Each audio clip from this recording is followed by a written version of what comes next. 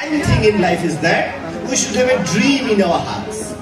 মই যদি এতিয়া মাতো বহুতলাক সুধো যে গোৰেশ্বৰ NRDS কলেজত কিয় এডমিশন লৈছা এতিয়া যদি এজনকে মই ইন্টাৰভিউ লওঁ ম্যাক্সিমামে কি ক'ব জানানে 95% ৰ উত্তৰটো কি হ'ব জানানে এনে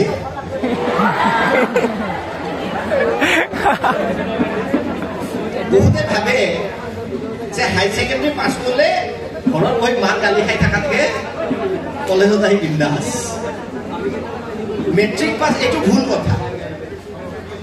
যে মেট্ৰিক পাছ কৰিলে যে হাই সেকেন্ডাৰীত ল'ব লাগিব হাই সেকেন্ডাৰী পাছ কৰিলে ডিগ্ৰীত ল'ব লাগিব যদি তোমাৰ একো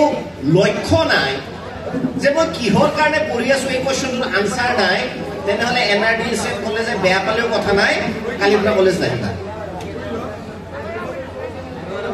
এটা ডেষ্টিনেশ্যন লাগিব মাই লাইফত এজন ভাল football player supposing that he is a very good football player ভাল ফুটবল খেলে কিন্তু যদি গোল পোস্ট দুটা নাই গোটেই দিনটো ফুটবলটো ক'ত লৈ ঘূৰি থাকিব ফিল্ডত লৈ ঘূৰি থাকিব কি জীৱনত গোল এচিভ কৰিব পাৰিবনে নোৱাৰে